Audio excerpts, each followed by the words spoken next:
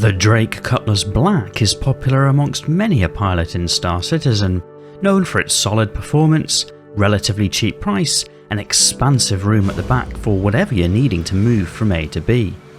What if you need to transport 23 armoured marines? Do they have to sit on the floor? Enter the Drake Cutlass Steel, which uses that space at the back of the ship to put in 18 drop seats and 5 door gunners to rain down lead and cover the disembarking troops.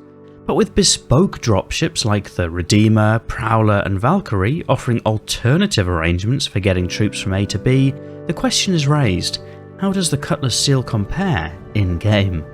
I'm Forrester, and in this video we'll explore the answer to that question by reviewing the currently flyable Drake Cutlass Steel, which is described as a dropship.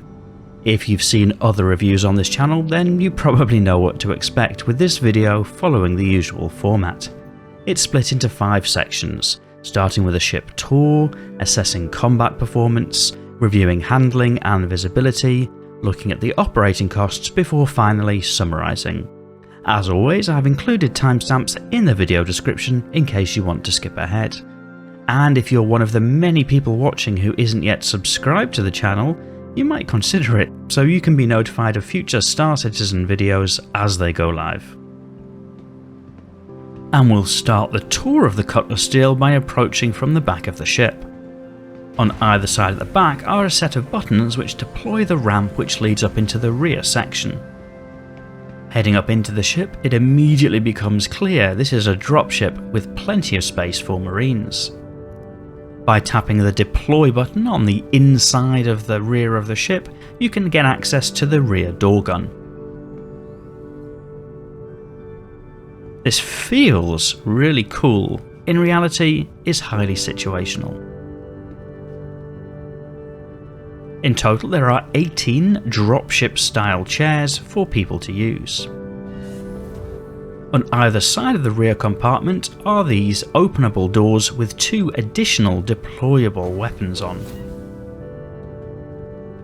The accenting of the dropship chairs with the orange and grey does look visually very appealing.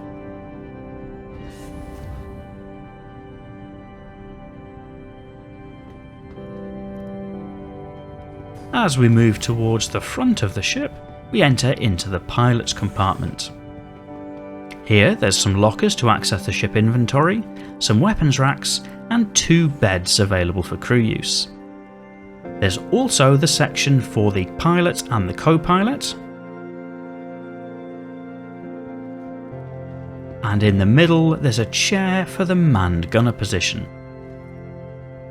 This takes you up into the manned turret at the top of the Cutlass Steel. It makes sense to start by talking about the armament of the ship, but there's a little explaining to do, so please bear with me.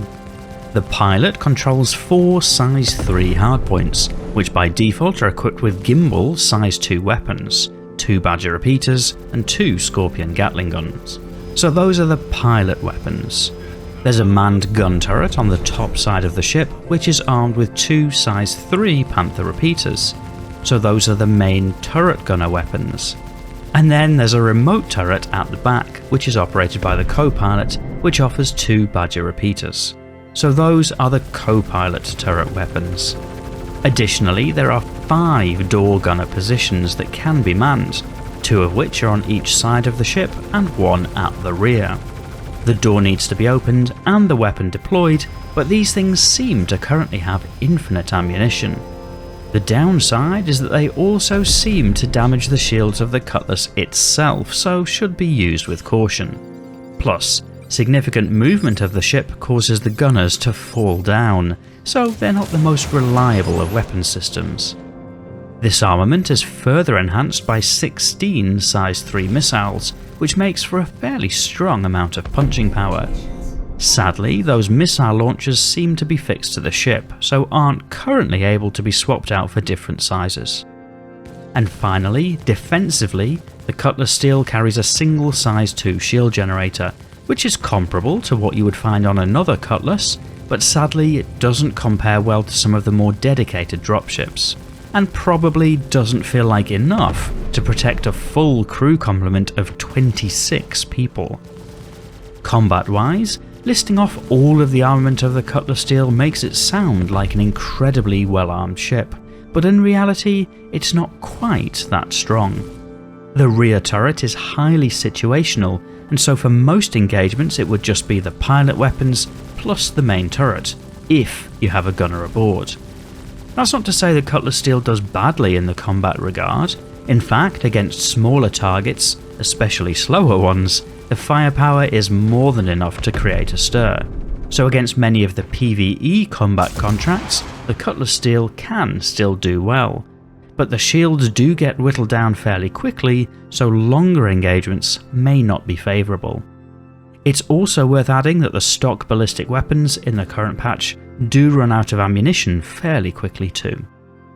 Visibility out of the cockpit of the Cutlass Steel is the same as you might come to expect from others in the series. The seat is raised up, which gives a good view out to the front, sides and above, although the cockpit struts and console can get in the way just a little. In terms of handling, the Cutlass Steel is also fairly easy to fly. Whilst not as nippy as a fighter, the nose is responsive and still has that small ship feel. The inclusion of rotating VTOL engines, as with others in the Cutlass series, also helps to give that extra thrust in a different direction should you choose.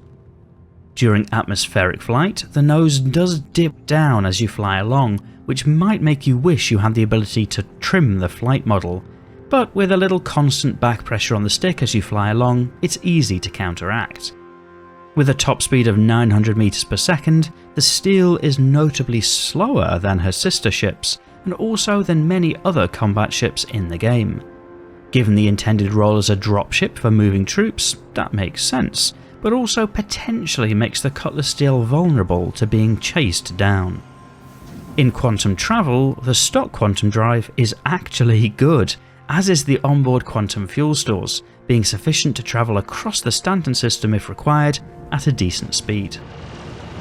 Thankfully, across repair, refuel and rearming the Cutlass Steel, running costs are absolutely minimal. If you're spending into the low thousands, you're probably pushing the envelope.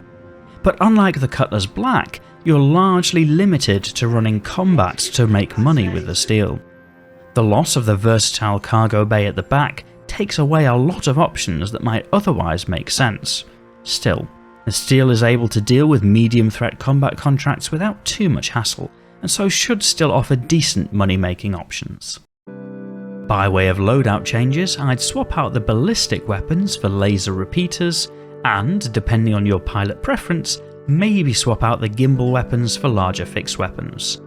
Otherwise, the rest of the military-grade hardware as stock seems to hold up fairly well. Starting with some of the things that are good about the Cutlass Steel, it makes sense to talk about the aesthetics. Whilst not for everyone, it does have a unique look and feel to it, a little like the crest of a razor or something like that. And the internals don't disappoint either, with the door guns certainly giving off a vibe. There are 2 beds aboard, which, whilst clearly not enough for a fully loaded ship, may be useful in the future for a couple of players. And on the theme of utility, the ship also has headlamps that can be toggled on or off. But the Steel is also not without challenges. Filling up every seat, every turret, and every weapon on the ship would take more than 25 players, and given how vulnerable the ship feels, I certainly wouldn't feel comfortable to be one of them.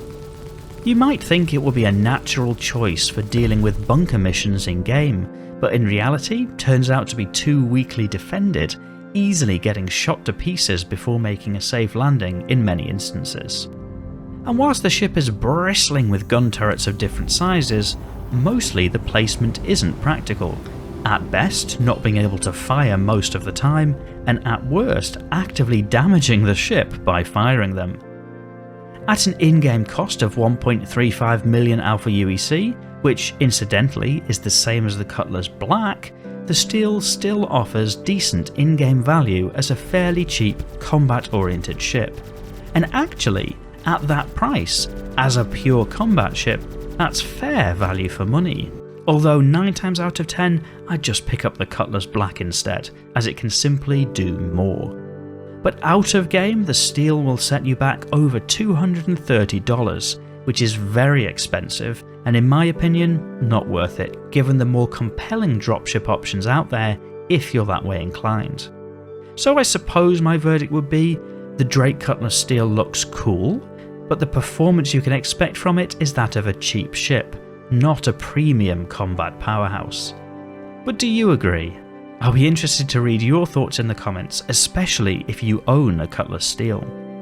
Once again, if you're not subscribed, you really might consider it if you got this far, as I have a few more Star Citizen ship reviews you can expect over the coming months.